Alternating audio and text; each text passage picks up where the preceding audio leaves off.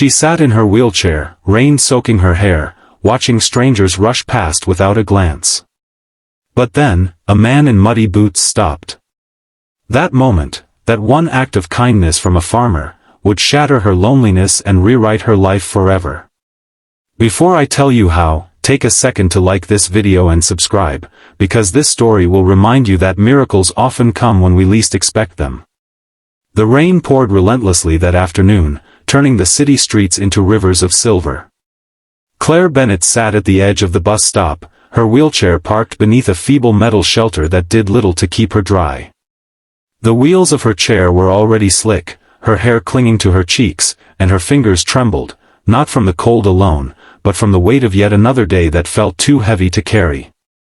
For years, Claire's world had been defined by limits.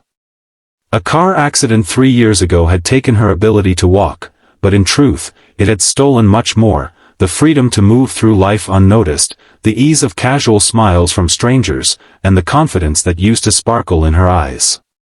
She used to be a teacher, standing in front of her students with energy and laughter. Now, every outing felt like a battle, every errand a silent test of endurance. And today, she had failed. The bus she'd been waiting for had splashed past without stopping, already too full.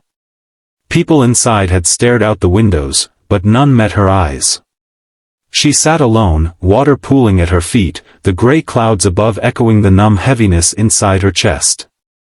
She was about to will herself toward home, though she wasn't sure how she'd get there in this storm, when movement caught her attention. Across the street, a tall man in a worn brown jacket and muddy boots was loading crates of vegetables into the back of an old truck. His hat shielded most of his face from the rain, but there was something unhurried about him, something that stood in quiet contrast to the rushing blur of the city. Claire glanced away quickly. She wasn't in the mood for small talk or polite pity. But the sound of footsteps splashing toward her made her look up again. The man was crossing the street, his boots sinking into puddles. In his hands, he carried an oversized green umbrella, and as he approached, the air seemed to shift, like the rain softened just for a moment. "Looks like your bus isn't coming anytime soon," he said, his voice deep but warm. Claire hesitated. "Seems that way." "Mind if I wait with you?" he asked, already tilting the umbrella over her. "Rain's got a mean way of soaking through faster than you think." She blinked at him. You don't have to." "I know," he interrupted gently, "but I want to." For a moment, she didn't know what to say. People rarely stopped for her, unless it was to offer awkward sympathy or, worse, to pretend they didn't see her at all. But this man didn't seem in a rush, didn't seem to carry the weight of forced politeness. "I'm Ethan," he added, crouching slightly so his face was level with hers. His eyes were the color of the wet earth after rain, steady and kind. "I run a small farm outside the city. Was just delivering some produce to a restaurant around the corner." Claire found herself nodding. "I'm Claire."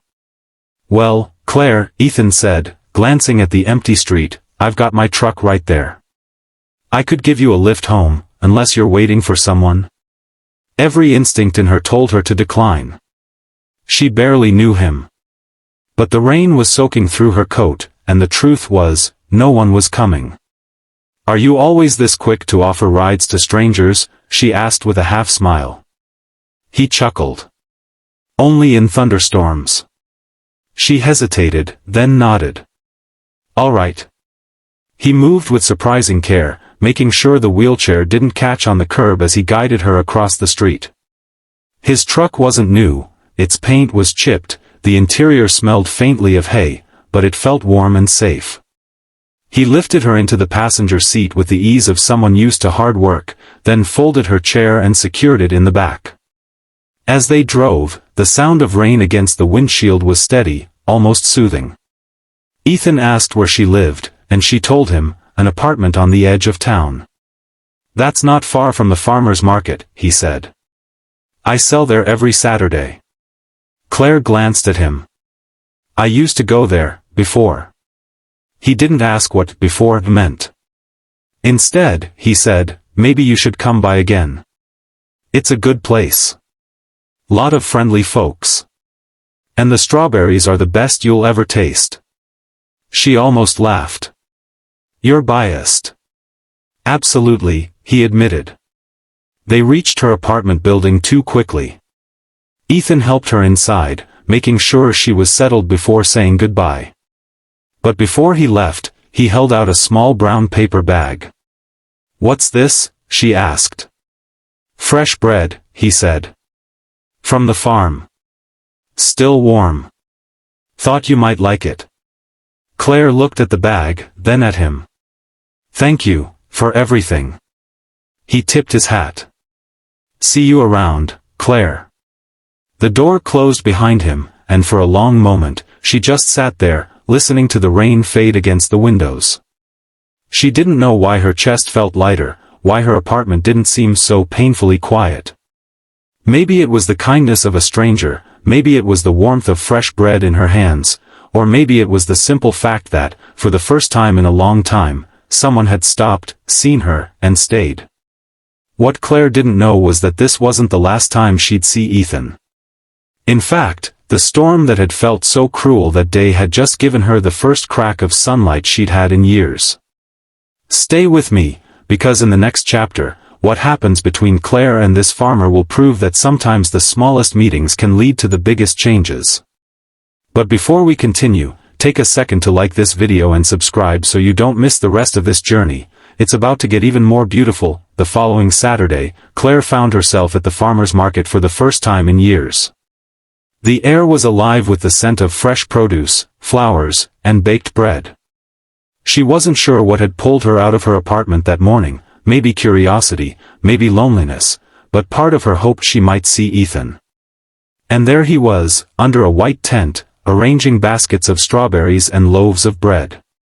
He looked up, spotted her, and smiled like he'd been expecting her all along. Claire. I was beginning to think you'd let the rain scare you off for good, he said. She smiled back. I figured I should at least see if your strawberries live up to the hype. For the next hour, she stayed by his stall, chatting between customers. She learned he'd inherited the farm from his parents, that he worked from sunrise to sunset most days, and that despite the hard labor, he wouldn't trade it for anything. In turn, she told him about her teaching, about the accident, about the quiet emptiness that had filled her days since. Ethan listened without pity, which was a rare gift. Sounds like you've been surviving, he said softly. But maybe it's time you start living again. Those words lodged in her heart. Over the next weeks, she visited more often, sometimes to buy vegetables, sometimes just to talk. And little by little, Ethan began inviting her to the farm. At first, she hesitated. The idea of leaving the city felt overwhelming. But when she finally went, the wide-open fields and golden sunlight felt like a deep breath she hadn't realized she'd been holding. He showed her the greenhouses, let her feed the chickens, and even taught her how to plant herbs from her chair. You've got a natural touch, he told her. Plants know when someone cares. One afternoon, as rain began to fall, softer this time, gentle instead of harsh, they sat on the porch of his farmhouse, watching droplets dance across the fields. You know, Claire said quietly, the day we met. I thought the rain was ruining everything. But now, I think it was saving me. Ethan looked at her, his expression steady and warm. Sometimes storms bring us the people we need most. She swallowed, her throat tightening. For the first time since the accident, she felt more than just existing. She felt seen. Valued. Alive. Months later, Claire began teaching again, this time part-time at a small community center. She still visited the farm every week, her laughter carrying across the fields. And on the anniversary of that first storm, she and Ethan stood under the same green umbrella, bread in hand, smiling at the memory. Life hadn't magically erased its hardships, but it had given her something even more powerful, connection, purpose, and the knowledge that one act of kindness could change everything. If this story touched your heart, remember to like this video and subscribe, because sometimes, the stories we share are the very rain